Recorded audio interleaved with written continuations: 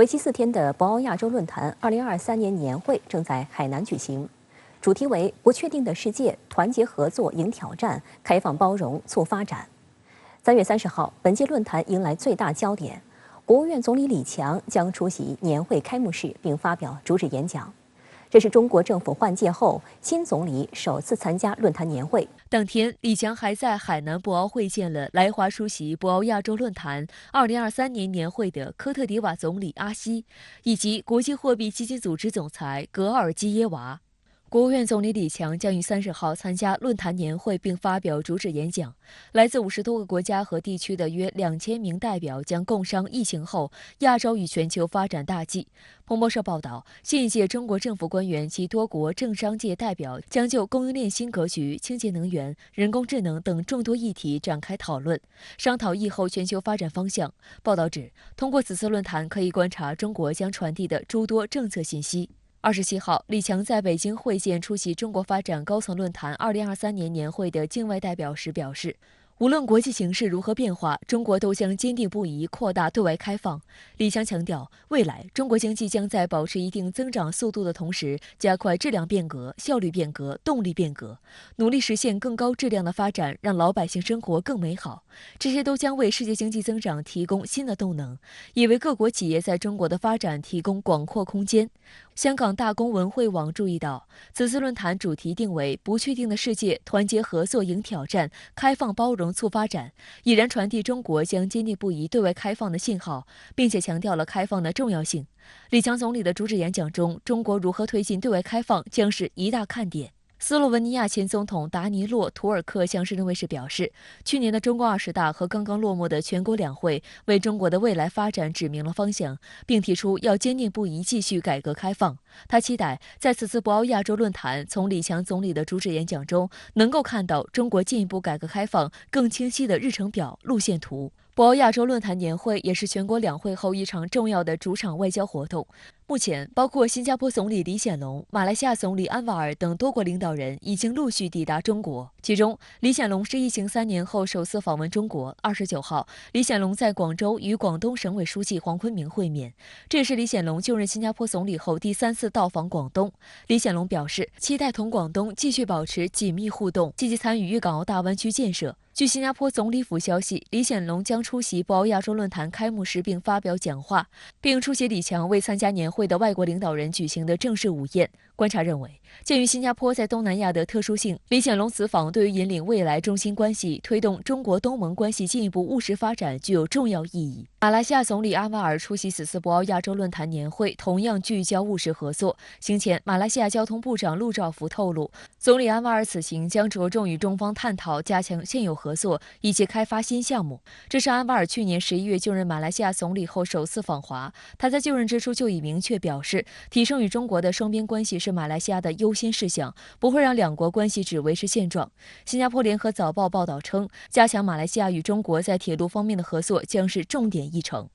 28号，国委员兼外长秦刚在北京同马来西亚外长赞比里举行会谈。秦刚表示，中马作为亚洲发展中国家、重要新兴经济体、国际舞台上的进步力量，要进一步深化互利合作，巩固世代友好，团结应对风险挑战，为国际和地区和平稳定、发展繁荣贡献更大力量。赞比里也表示，马方愿同中方进一步加强高层交往和人文交流，拓展各领域务实合作。此外，应国务院总理李强邀请，西班牙首相桑切斯将于3月30号至31号出席博鳌亚洲论坛2023年年会开幕式，并对中国进行正式访问。图尔克向深圳卫视表示，希望能够看到更多欧洲面孔，同时对于中国进一步凝聚全球声音寄予厚望。China has made a big step in bringing together Iran and Saudi Arabia.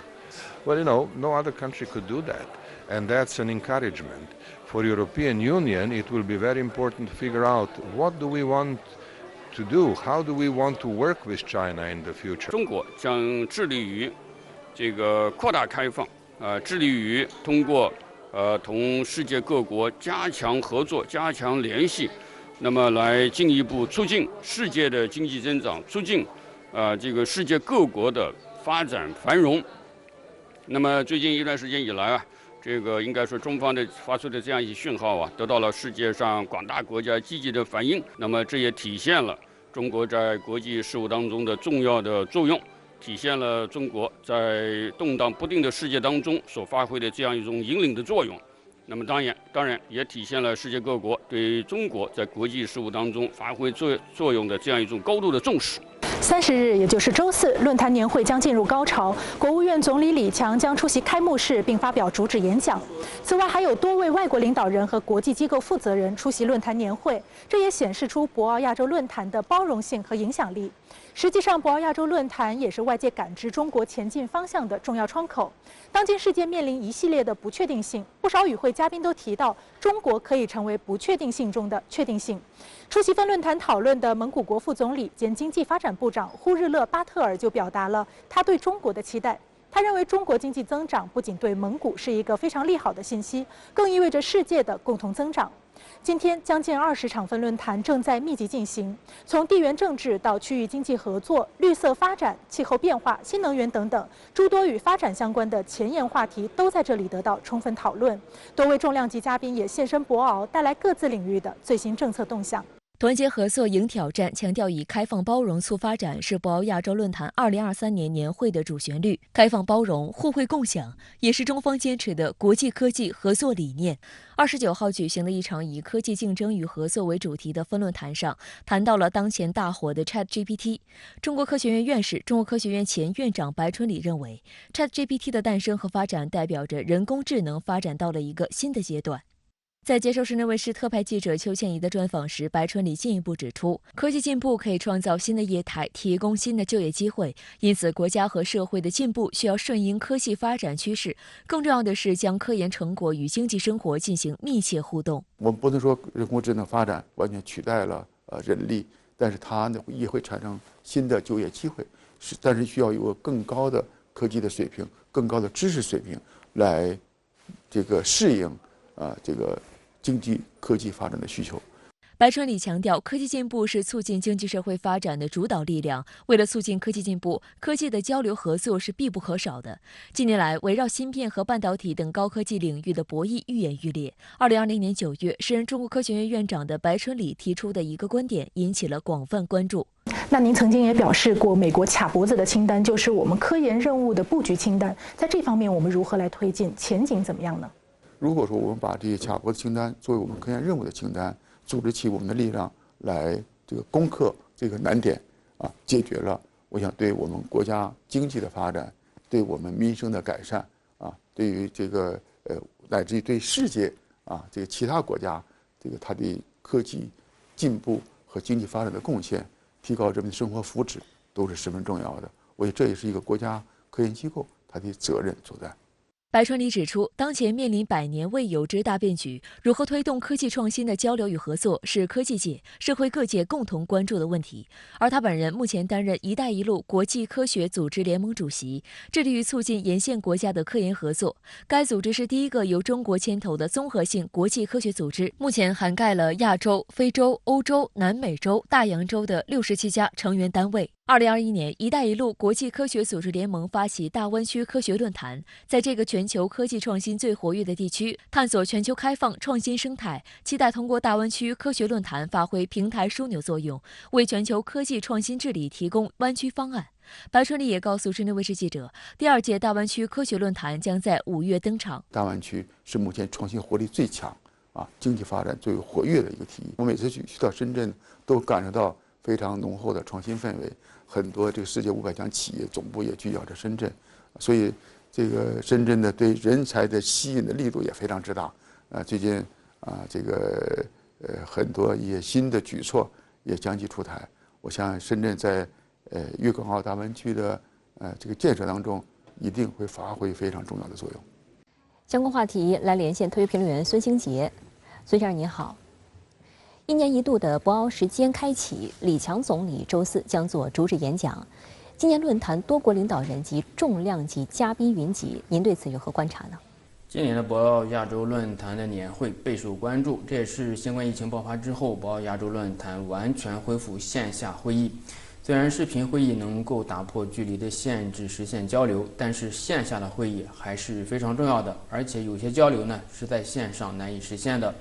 今年的博鳌亚洲论坛可以说是全球逐渐走出新冠疫情大流行之后的重要的多边外交活动。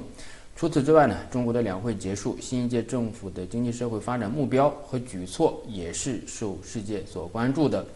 李强总理将出席论坛，并且发表主旨演讲。今年也是中国“一带一路”倡议提出10周年，中国的内外方略和构建高水平对外开放体系，对世界各国也有重要的影响。博鳌亚洲论坛是中国举办的重要的多边外交舞台，也为主场外交搭建了平台。就像国务委员兼外长秦刚所说的，疫情形势好转之后，中国外交按下了快进键，吹响了集结号。博鳌亚洲论坛邀请了多国政府首脑，在博鳌亚洲论坛之后呢，会去北京进行访问。可以说，博鳌亚洲论坛将今年的中国特色大国外交、主场外交推向了一个小高潮，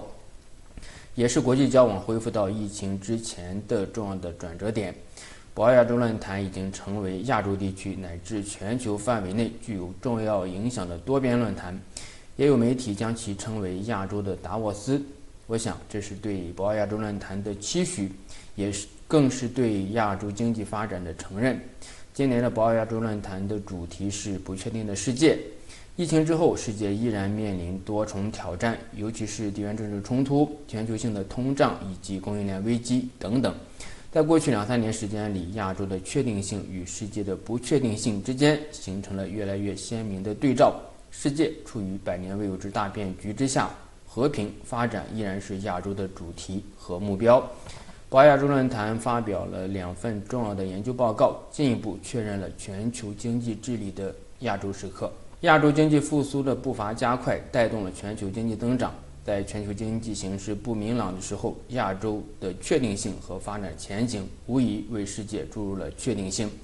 也正基于此，本届博鳌亚洲论坛年会吸引了众多的政要、商界领袖参会，共同交流与探讨应对不确定世界的办法，将安全发展的目标通过团结合作一步步落实。亚洲的发展与和平不仅是博鳌亚洲论坛一直追求的目标，也是博鳌亚洲论坛持续发生的底气。世界银行前行长金庸预测，今年中国对世界经济增长贡献率将达40%，这也代表了参加博鳌亚洲论坛众多专家的看法。那您对此如何看呢？最近一段时间来，多个国际机构不同程度上调了中国经济增速的预期。整体来看，世界对中国经济稳定向好的前景和预期是确定的。在多重风险和挑战之下，世界经济需要稳定的预期，也需要中国经济为世界经济增长提供更加强劲的动力。国务院总理李强在会见出席中国发展高层论坛的外宾时表示，无论国际形势如何变化，中国都将坚定不移扩大对外开放，对接高标准国际经贸规则，深入实施准入前国民待遇加负面清单管理制度，着力打造市场化、法治化、国际化的一流营商环境。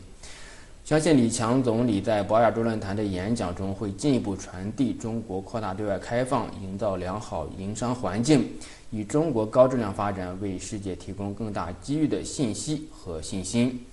世界经济复苏增长面临各种挑战和压力，美联储持续加息，核心通胀率居高不下，债务压力上升，以及地缘政治冲突带来的能源供应链的扰动，是各国需要面对和携手应对的挑战。博鳌亚洲论坛为各国政界，尤其是经济高官以及企业高管提供了交流与探讨的机会，通过线下的交流与沟通，增进彼此的了解和理解，从而增强确定性和信心。此外，博鳌亚洲论坛为国际旅行提供了契机，很多人并不只是参会，而参加年会是重要的议程之一。政府首脑和高官会进一步进行工作访问，而企业高管和专家学者也可以进行实地的考察。经济的韧性和信心往往就在日常生活之中。中国经济的潜力和前景也需要各方共同发现和把握。信心和信任是不断积累的。博鳌亚洲论坛既是中国提供的一个交流观点和思想的公共平台，也是中国展现对外开放的窗口。中国不断推进现代化进程，构建双循环发展格局，不断激发国内市场活力，持续优化营商环境，为民企和外企提供良好营商环境，中国经济不仅成为亚洲经济的发动机，也为世界经济增长注入了强劲动力。中国坚定不移扩大开放，构建开放经济体系，为中国与世界经济深度合作、良性互动提供了机会和可预期的前景。好的，谢谢孙先生在线与我们分享您的观点，谢谢。国务委员兼外长秦刚日前相继在多个场合就中美关系发展作出表态，带着中美关系春寒料峭将持续多久的疑问，深圳卫视记者专访了南京大学国际关系学院执行院长、中国南海研究协同创新中心执行主任朱峰。朱峰坦言，没有5年、10年，中美关系难以有实质性的改善。同时，他还提出，经贸关系早已不是中美关系的压舱石。那么，新的压舱石又会是什么呢？来看报道。3月25号，国务委员兼外长秦刚在北京集体会见来访的美国友好团体和工商界人士时表示，中国大政方针保持稳定连贯，中国将继续推进高水平对外开放，开放的大门越来越大。中国经济社会已按下重启键，正迎来强劲复苏，这是对美国工商界的3重利好。但令人遗憾的是，目前中美关系依然春寒料峭。秦刚指出，中美关系是世界上最重要的双边关系，中美关系搞好了，世界受益；反之，世界遭殃。那我们也注意到，25号秦刚国委是集体会见了美方友好团体和工商界人士。秦刚是专门指出来，中美关系是世界上最重要的双边关系。那这个表态其实和早前的最重要的双边关系之一有所不同。那您是如何来看待这个变化？秦刚部长强调，中美关系是最重要的双边关系，就是因为3个原因：一个是我们的体量对世界经济影响太大；第二，从历史到理论，老大老二的关系又最复杂，往往具有很强的冲突性，对于整个世界秩序和权力、财富、利益结构的分配具有最直接的影响力。那当然，第三呢，就是如果今天中美关系在修昔底德陷阱面前不能展示两国的责任、眼光和智慧，那未来的世界随着中美对抗的升级会出现什么样的情景？所以，中美关系在很大程度上，我们的未来的演变方式会决定世界秩序它的这种变化的形态和结构。修昔底德陷阱是人们谈及中美关系时常常提到的概念。朱峰指出，中国多年来已经非常清晰地告诉美国，中国的崛起是为了实现民族复兴，是为了让中国人民过上好日子，而不是跟美国争老大。但是中国的一番苦口婆心，并没有真正打动美国，而经贸关系也早已不是中美关系的压舱石。美国现在就是要跟中国脱钩，去中国化，减少对中国的这个所谓商品进口的依赖，要进一步推动所谓美国高科技从中国的投资撤资。现在中美关系的压舱石是什么？很简单，两国的领袖和政治家们应该承担的责任和义务，更是两国的领导人应该向世界和两国人民展示的眼光和智慧。作为长期研究美国问题的学者，朱峰坦言，中美关系确实已经发生质变，未来5到10年难有实质性的改善，因为美国已经习惯了长期的霸权主义，它的对华政策很多是不理性的，是基于美国国内政治的利益需要，以及美国霸权心态下维护霸权地位和利益的需要。美国对华的打压将会是长期化的，而且这种长期化的美国对华打压是中国今天所面临的艰巨复杂的国际形势的最重要的来源，而我们国内现在的经济发展改革也在面临着沉重的国内的改革发展的这个压力，所以如何统筹国内国际、统筹发展和安全，确实是我们现在新时代国家治理的核心的目标。但是不管你美国现在怎么样打压中国，对我们来说，在党的领导下，我们进行长期的规划，我相信我们将会再度向美国体现中华民族的智慧和不屈的斗志。今年初，朱峰曾提出一个观点，认为俄乌冲突实际上使美俄欧陷入了后冷战时代。他像是认为是深入解读了这一世界政治阶段性的新特征。因为我们都知道，1991年12月，这个苏联解体之后，这个冷战的对抗彻底瓦解，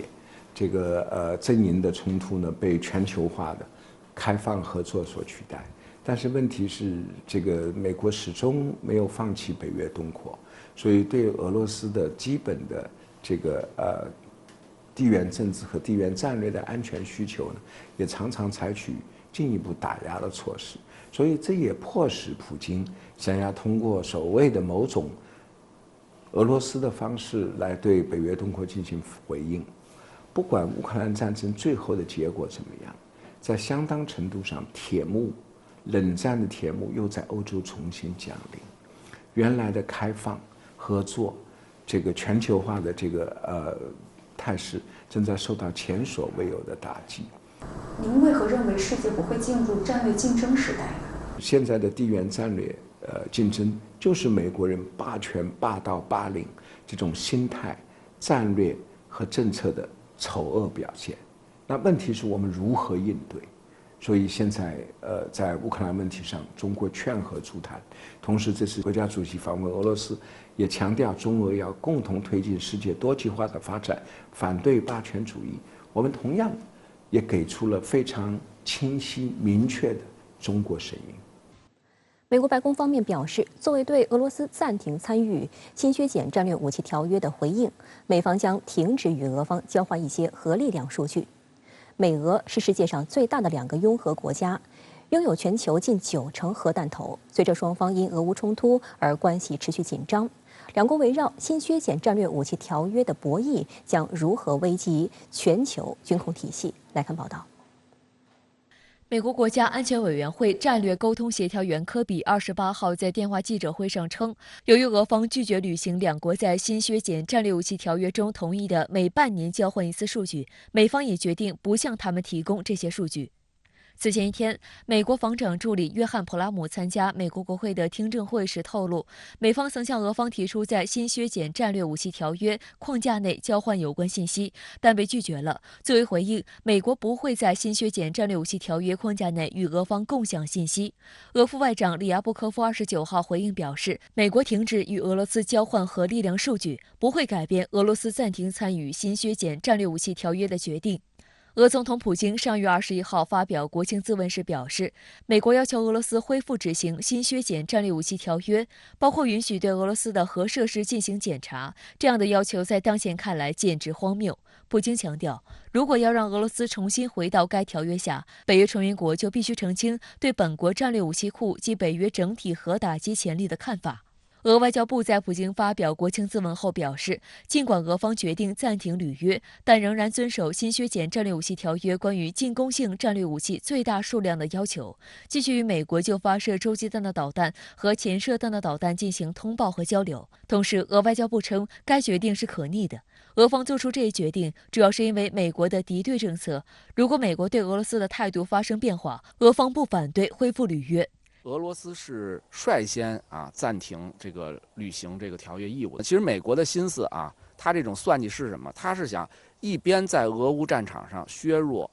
打击消耗俄罗斯甚至羞辱俄罗斯，但一方面又用这种削减核武器条约来束缚俄罗斯的手脚，不想让俄罗斯把这个战争扩大为比如说使用战术核武器等等变成一种最后美国都无法收拾，或者是这个祸及到美国自身的这样一种程度。他想是保持这种微妙的平衡，但是俄罗斯不可能配合他。在这种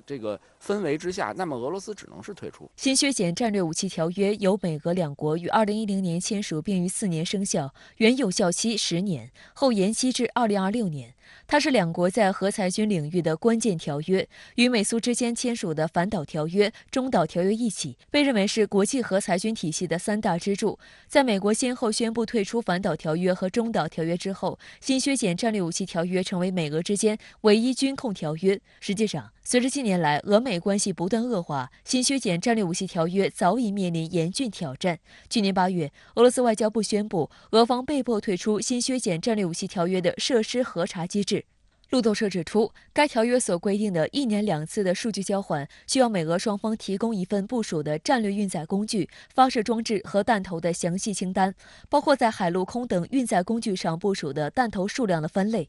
报告还需详细列出每个公开基地部署的战略运载工具和弹头的数量。有观察指出，俄罗斯上月正式宣布暂停履约，美国如今又宣布停止与莫斯科交换部分核力量数据，标志着两国现行核裁军体系进一步瓦解，也给全球军控体系带来巨大挑战。俄罗斯科学院国际安全中心主任阿尔巴托夫预测，如果新削减战略武器条约崩溃，美国可以在几年内以最低成本将其核弹头数量增加1至3倍，不受限制地全面增强核力量。俄罗斯将从最坏情况出发来规划发展战略力量，与美国展开一场无限拓展的军备竞赛。据塔斯社27号报道，俄罗斯海军正增加在太平洋地区的行动。引发外界高度关注的是，俄罗斯将在2024年初完成在太平洋沿海地区的核潜艇基础设施建设。报道并未说明该设施的具体位置，但消息人士透露，俄军将新组建第3核潜艇师，并在勘察加半岛修建配套设施，用于停靠携带波塞冬超级核鱼雷的战略核潜艇。俄媒此前介绍称，波塞冬超级核鱼雷属于大型自主无人潜航器，配备核动力装置和核弹头，重约100吨，速度可达每小时200公里。它可以突破反潜网的拦截，潜入对手的沿海城市附近，引爆核战斗部可产生的巨大海啸和放射性污染。此外，它也可以用于打击对手的航母编队等目标。而能够携带多枚波塞冬的比尔哥罗德号和哈巴罗夫斯克号，则被外界称为末日潜艇。本身这个核大国都是3位一体的核打击能力空中的、陆地的、海上。海上主要就依靠战略导弹核潜艇所以这个俄罗斯发展战略导弹核潜艇，美国本身就是比较忌惮的。再加上它现在部署这种末日潜艇，就是用核潜艇在携带波塞冬这样的相当于无人潜航的这个核鱼雷，这个是美国更忌惮的。当然，俄罗斯现在选择把这样的所谓的末日潜艇部署在太平洋沿岸，有它的考虑。因为俄罗斯本身的出海口环境不是很有利比如说从北冰洋方向，从巴伦支海走大西洋方向，那个都容易被美西方围追堵截。相对来说，太平洋沿岸还是方便一些的，而且部署在这个地区，核潜艇出动之后，一样可以威胁美国太平洋沿岸这个是美国是非常忌惮的。与此同时，以美国为首的北约仍对俄乌冲突不断拱火浇油，加大对乌克兰的军援力度。北约还在吸纳瑞典、芬兰2个传统中立的北欧国家加入，并不断加强在俄罗斯周边的军事部署，进一步刺激俄安全神经。德国总理舒尔茨27号证实，向乌克兰承诺提供的18辆豹二 A6 主战坦克已全部抵达乌克兰。1月底，德国政府宣布向乌克兰提供豹二主战坦克，同时作为豹式坦克生产国，德国也允许拥有豹式坦克的第3国快速向乌克兰提供该坦克。德国最初承诺提供可配备1个连的共计14辆豹二主战坦克，后增至18辆。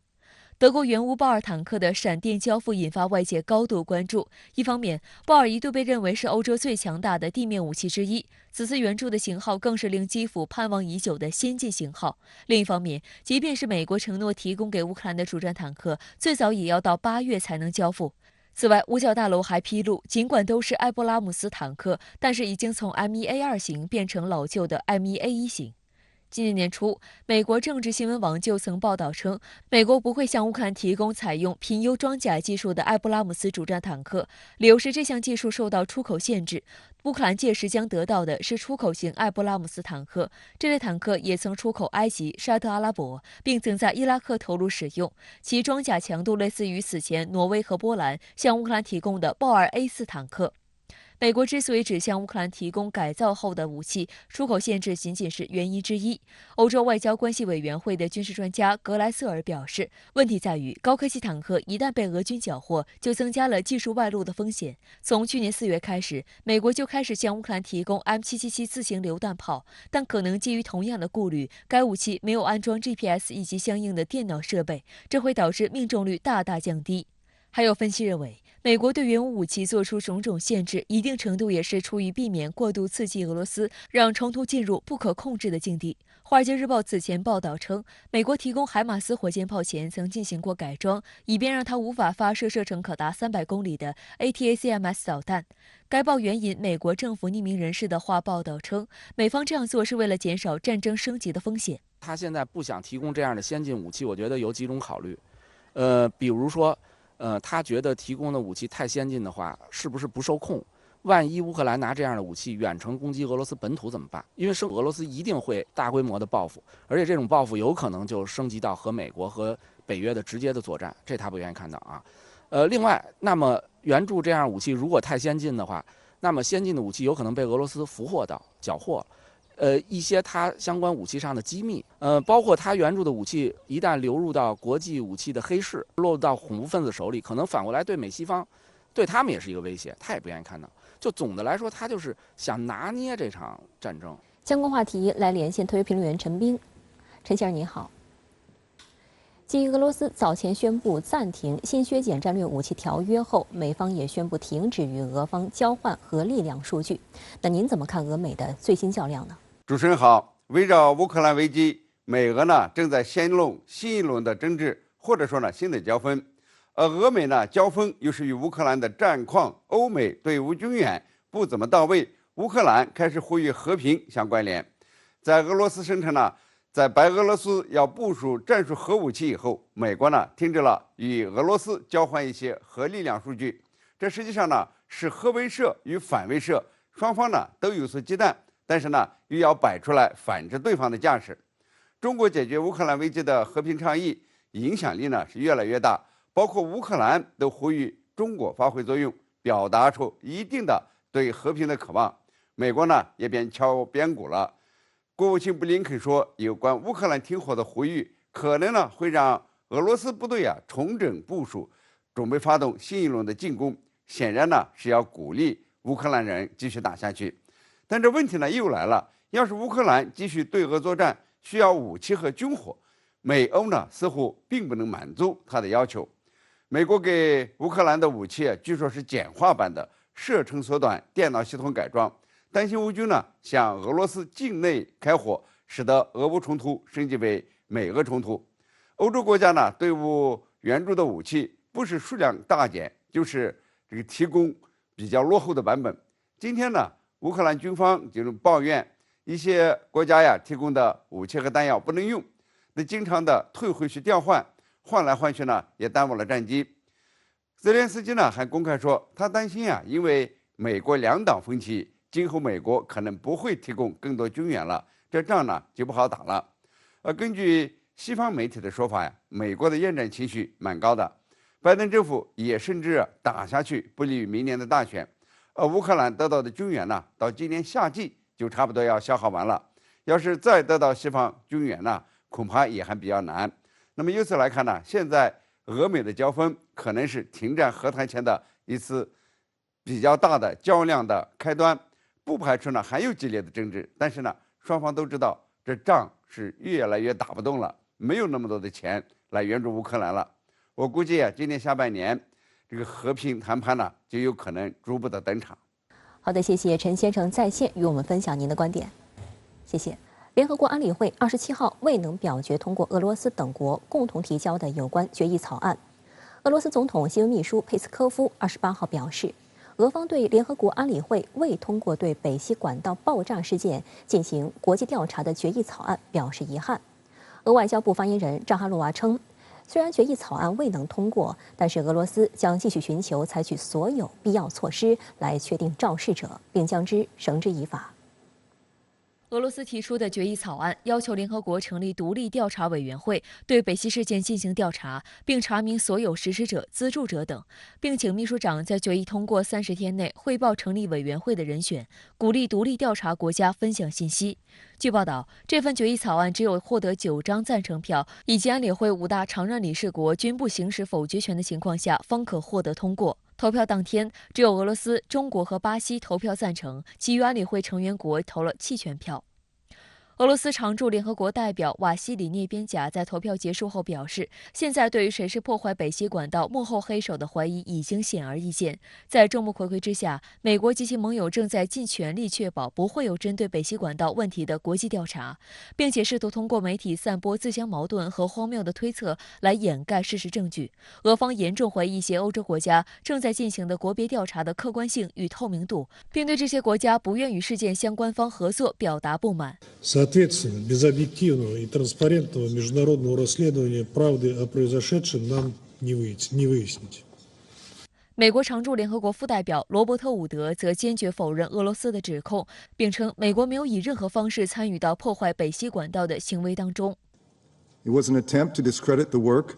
of ongoing national investigations and prejudice any conclusions they reach that do not comport to Russia's predetermined and political narrative. 中国常驻联合国副代表耿爽出席会议并表示，中方对安理会关于北溪管道问题决议草案的表决结果表示遗憾，呼吁尽早查明真相，追究肇事方责任。如果有关国家坦坦荡荡地欢迎安理会授权对北溪管道爆炸进行国际调查，至少可以显得他们问心无愧。如果有关国家遮遮掩掩地阻挠安理会授权进行国际调查，反而令人怀疑他们是另有隐情。有一些安理会成员认为，现在有关国家正在开展国别调查，安理会没有必要授权进行国际调查。耿爽表示，国际调查和国别调查并不矛盾，由联合国牵头开展国际调查，反而可以在不同国别调查之间发挥协调作用，得出的调查结论更权威，更易被广泛接受。国别调查它是特指的几个国家对于特定的区域进行这种证据的搜索，它所涉及的范围比较小，这种证据链也不够完全的闭合，而且还容易得到其他国家或者其他因素的干扰。而这种国际调查，它是在联合国的这种牵头下进行调查的，也是可以被国际社会广泛认同和广泛接受的。据俄新社报道，俄罗斯驻美国大使馆表示，美国试图躲在盟友对北溪事件的调查行动背后。有俄罗斯专家指出，西方国家在对北溪管道遭到破坏进行国际调查的投票中弃权，因为其担心真相会被人们广泛知晓。俄罗斯观点报报道称，早前曝光北溪管道爆炸是由美国策划实施的美国资深调查记者赫什对这一投票结果并不吃惊。他说：“你们对他们还有什么期望？如果不是这样，那才是新闻。”赫什28号在接受今日俄罗斯电视台采访时，还透露了北溪管道爆炸事件的更多细节。拜登下令破坏北溪天然气管道的原因是防止德国放弃军援乌克兰，以谋取政治资本。赫什还称，知道破坏北溪管道内情的美国官员非常少，一切都通过中情局局长和在当地的工作人员进行，也不会事无巨细地专门向总统汇报。白宫官员知道的越少越好，因为那里的人都相当健谈。此外，赫什22号还在社交平台上发文，指责美国情报部门炮制并散布北溪管道爆炸事件的虚假报道，以掩盖事实真相。他指出，美国和德国媒体本月初不约而同地发表报道，称是一个亲乌克兰政府团体破坏了北溪管道。一位美国情报界消息人士告诉他，美国情报部门捏造了混淆视听的有关报道，并且传递给了德国，目的是诋毁赫什此前披露的内容。日前，俄总统普京在接受俄媒采访时表示，他完全同意美国记者赫什关于美国情报机构参与破坏北溪天然气管道的结论。普京认为，目前要获得真相是很难的，但总有一天事实会公之于众。